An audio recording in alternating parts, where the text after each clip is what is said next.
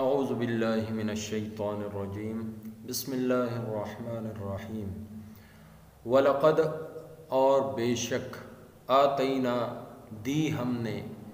موسیٰ الکتابہ موسیٰ علیہ السلام کو کتاب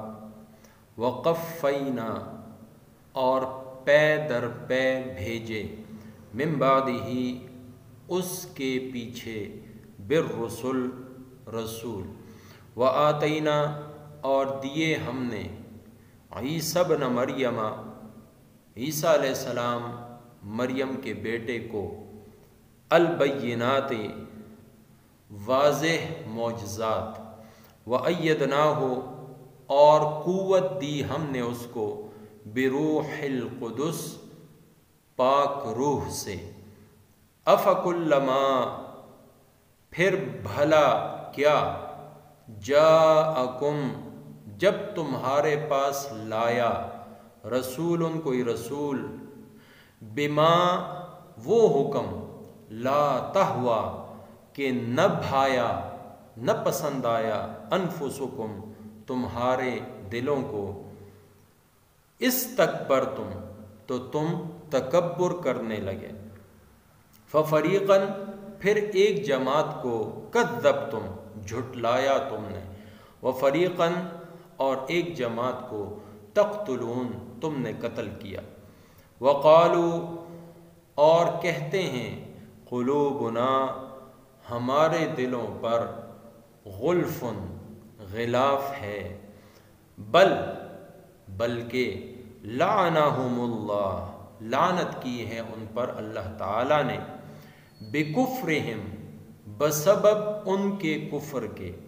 فقلیلاً پس بہت کم ہیں ما یؤمنون جو ایمان لاتے ہیں۔ سورہ بقرہ کا 11واں رکوع یہاں سے شروع ہو رہا ہے۔ پہلی دو آیات یعنی آیت نمبر 87 اور 88 آج کے درس میں شامل ہیں۔ یہاں سے بنی اسرائیل کی شرارت اور سنگ دلی کے دو نمونے اور دو واقعات یا دو مثالیں دی جا رہی ہیں۔ تذکرہ وہی یعقوب علیہ السلام کی اولاد کا ہے اور اسی میں ان کے اوپر اللہ جل جلالہ نے نعمتوں اور انعامات کو اور اپنی رحمتوں اور فضل کو مختلف پیرائے میں انداز میں بیان فرمایا۔ انہی میں سے ایک نعمت کئی رسولوں کا ان کی طرف بھیجا جانا ہے۔ تو سب سے پہلے تو ان کا تذکرہ ہے۔ اللہ تعالیٰ فرماتے ہیں کہ دیکھو بنی اسرائیل، تمہارے آباء و اجداد پر ہم نے کرم کیا اور موسیٰ علیہ السلام جیسا جلیل القدر پیغمبر ان کو عطا کیا۔ پھر انہی لوگوں کی درخواست پر موسیٰ علیہ السلام نے اللہ سے دعا کی اور احکامات کا ایک مجموعہ اور زندگی گزارنے کے لیے ایک مشعل راہ تورات کی صورت میں اللہ تعالیٰ نے ان کو عطا فرمائی۔ اور پھر صرف موسیٰ علیہ السلام ہی نہیں بلکہ ان کے بعد کئی پیغمبر اللہ تعالیٰ نے بھیجے۔ ایک روایت میں آتا ہے کہ موسیٰ علیہ السلام کے بعد عیسیٰ علیہ السلام تک 4000 پیغمبر ان میں مبعوث ہوئے۔ یہ سارے کے سارے حضرت موسیٰ علیہ السلام کی شریعت کو فالو کرنے والے تھے، سوائے عیسیٰ علیہ السلام کے کہ جن کے اوپر اپنی ایک کتاب اور اپنی ایک شریعت علیحدہ احکامات کا مجموعہ اللہ کی طرف سے نازل ہوا۔ اللہ تعالیٰ فرماتے ہیں کہ موسیٰ علیہ السلام کو کتاب دی، تورات دی اور ان کے بعد کئی رسول بھیجے پے در پہ، یعنی ایک رسول جاتا تو دوسرا اس کی جگہ لے لیتا۔ ایک وقت میں کئی پیغمبر بھی کام کر رہے ہوتے، جیسا کہ خود موسیٰ علیہ السلام کے زمانے ہی میں حضرت ہارون علیہ السلام بھی پیغمبر تھے، نبی تھے۔ اس کے بعد ایک لمبی فہرست ہے، چند ایک کے نام روایات میں آتے ہیں، جیسا کہ حضرت یوشع بن نون، حضرت شمعون، حضرت حزقیل اور حضرت الیاس، حضرت یونس، حضرت داؤد، حضرت سلیمان علیہم السلام،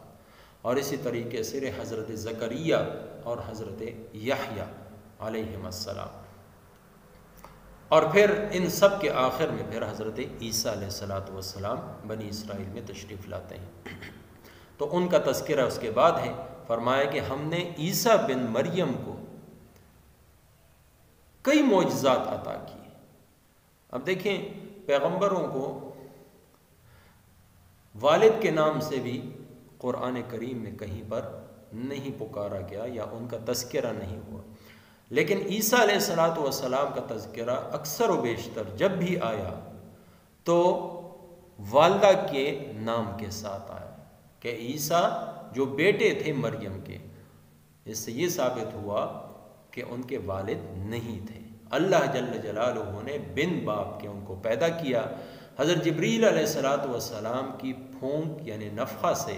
اللہ تعالیٰ نے حضرت عیسیٰ علیہ السلام کو سیدہ بی بی مریم سے ان کی پیدائش فرمائی۔ تو اس لیے عیسی ابن مریم یہ الفاظ آئے ہیں۔ اللہ تعالیٰ نے ان کو کئی معجزات دیے، صریح معجزات، کھلم کھلا۔ اس وقت طب کا دورہ تھا، اللہ تعالیٰ نے ایسے معجزات دیے کہ ان کا علاج طب میں بھی نہیں تھا۔ مادرزاد اندھا یعنی پیدائشی اندھا، اس کا کوئی علاج نہیں تھا، عیسیٰ علیہ السلام اللہ کے حکم سے اس کو ٹھیک کر دیتے تھے۔ اسی طریقے سے غیب کی باتیں، چھپی ہوئی باتیں وہ ان کو بتلا دیا کرتے تھے، اور اس کے ساتھ ساتھ برس کے مریض کو اللہ کے حکم سے ٹھیک کر دیتے تھے۔ اور ایک اور بڑا معجزہ وہ یہ تھا کہ مردے کو قم باذن اللہ، کہ اللہ کے حکم سے کھڑا ہو جا، وہ زندہ کر دیتے تھے۔ تو یہ صریح معجزات، کھلم کھلا معجزات اللہ تعالیٰ نے ان کو دیے تھے، اور ساتھ میں فرمایا وَأَيَّدْنَاهُ بِرُوحِ الْقُدُسِ، اللہ تعالیٰ نے ان کی نصرت اور مدد کی حضرت روح القدس سے۔ روح القدس سے مراد حضرت جبریل علیہ السلام ہے۔ حضرت جبریل علیہ السلام ان کے ساتھ رہتے اور ان کی مدد اور نصرت کرتے، یہاں تک کہ کافروں کے چنگل سے ان کو نکالا جبکہ انہوں نے ان کو قتل کرنے کا پکا ارادہ کر لیا تھا۔ اور روح القدس کا تذکرہ روایات میں بھی آتا ہے، جیسا کہ حضرت محمد عربی صلی اللہ علیہ وسلم کی مجلس میں حضرت حسان بن ثابت بیٹھے ہوئے ہیں، تو کفار کے کچھ اشعار ایسے سامنے آئے کہ جو نبی علیہ السلام کی مخالفت میں تھے، تو نبی علیہ السلام نے حضرت حسان سے فرمایا کہ ان کو جواب دو۔ ان کو جواب دینے کے لیے ان کو ممبر پر بیٹھایا اور ساتھ میں دعا کی کہ اے اللہ روح القدس کے ذریعے سے ان کی مدد فرما، یعنی جبریل علیہ السلام کے ذریعے سے ان کی مدد فرما۔ اب اس کے بعد کیا ہوتا کہ جب بھی کوئی رسول آتا تو اس کے وہ احکامات، وہ ارشادات جو ان کے دل کو اچھے لگتے ان کو تو وہ یہ مان لیتے تھے، جیسا کہ پچھلی آیات میں بھی ہم نے پڑھا کہ افتؤمنون ببعض الکتاب وتکفرون ببعض، کتاب کے بعض حصے کا تو حکم مان لیتے لیکن بعض کا انکار کر دیتے تھے۔ تو یہی بات یہاں پر بھی کہی جا رہی ہے کہ جب کبھی کوئی رسول آتا اور اللہ کا حکم لے کر آتا تو اگر ان کے دلوں کو وہ اچھا نہ لگتا تو استکبرتم، یہ لوگ تکبر کرنے لگے، یعنی اپنے دل کی بات کو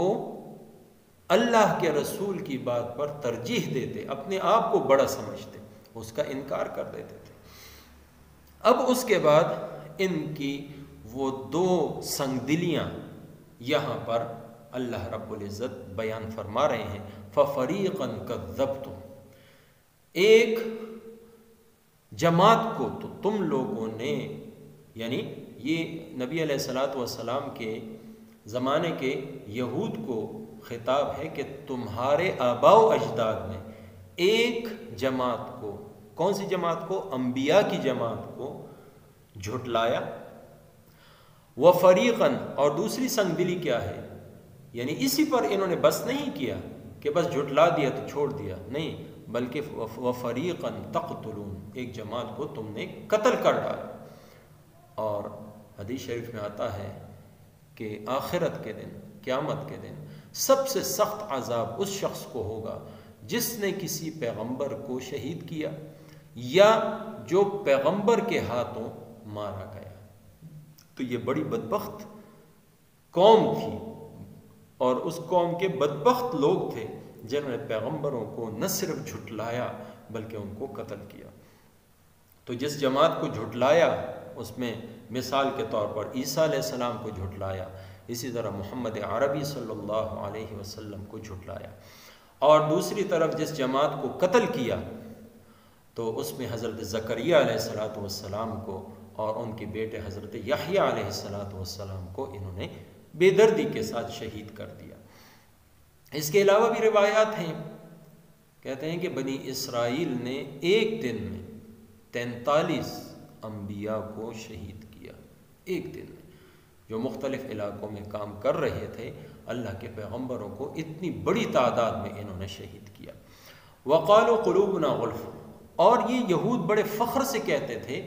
کہ ہمارے دل جو ہیں یہ تو غلافوں میں بند ہیں، ان کے اوپر ایک غلاف ہے، ایک پردہ ہے،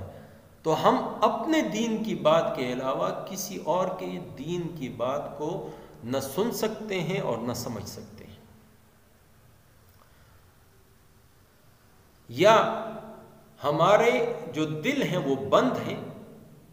ان کے اوپر پردہ ہے، اور اس پردے کے ورے تمہاری بات اندر آ ہی نہیں سکتی۔ تو اس کا جواب قرآن کریم دے رہا ہے کہ یہ تو تمہارے لیے کوئی فخر کی بات نہیں ہے، بل لعنہم اللہ بکفرہم، تمہارے مسلسل انکار کی وجہ سے، مسلسل کفر کی وجہ سے، نافرمانیوں کی وجہ سے اللہ تعالیٰ کی لعنت کے تم لوگ مستحق ہو گئے، اللہ تعالیٰ کی رحمت سے دور ہو گئے۔ اس نبی پر، اس پیغمبر پر، اس کلام پر ایمان لانا یہ تو اللہ کے رحمت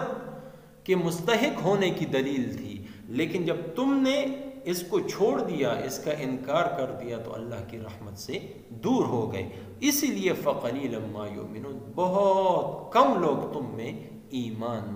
لانے والے ہیں۔ جیسا کہ عبداللہ بن سلام رضی اللہ تعالیٰ عنہ ایک یہودیوں کے بہت بڑے عالم تھے، وہ ایمان لے آئے، لیکن اکثریت ان میں سے ایمان نہیں لائی۔ تو یہاں تک تذکرہ تھا یہودیوں کی اس شرارت کا، ان کی سنگ دلی کا، کہ انہوں نے کس طریقے سے پیغمبروں کو جھٹلایا،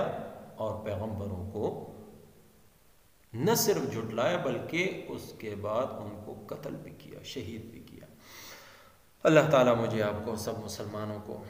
قرآن اور سنت خیر الانام سمجھنے، سیکھنے، عمل کرنے، پھیلانے کی توفیق عطا فرمائے۔ ترجمہ دوہرا لیتے ہیں۔ وَلَقَدْ آتَيْنَا، اور بے شک دی ہم نے موسیٰ الکتاب، موسیٰ علیہ السلام کو کتاب، وَقَفَّيْنَا، اور پے در پے بھیجے، من بعدہ اس کے بعد، بالرسل کئی رسول، وَآتَيْنَا، اور دیے ہم نے عیسیٰ ابن مریم، عیسیٰ بیٹے مریم کو، البینات، واضح معجزات، وَأَيَّدْنَاهُ، اور ہم نے قوت دی اس کو، بروح القدس، پاک روح سے، افکلما، پھر بھلا کیا، جاءکم، جب تمہارے پاس لایا، رسول کوئی رسول، بما وہ حکم، لا تہوا، جو نہ بھایا، انفسکم، تمہارے دلوں کو، استکبرتم، تو تم تکبر کرنے لگے، ففریقاً، پھر ایک جماعت کو، کذبتم، تم نے جھٹلایا، وفریقاً، اور ایک جماعت کو، تقتلون، تم نے قتل کر دیا، وقالو، اور کہتے ہیں، قلوبنا، ہمارے دلوں پر، غلف، غلاف ہے، بل لعنہم اللہ، بلکہ اللہ تعالیٰ کی لعنت ہے بکفرہم ان کے کفر کے سبب، فقلیلاً پس بہت کم ہیں ما یؤمنون جو ایمان لاتے ہیں،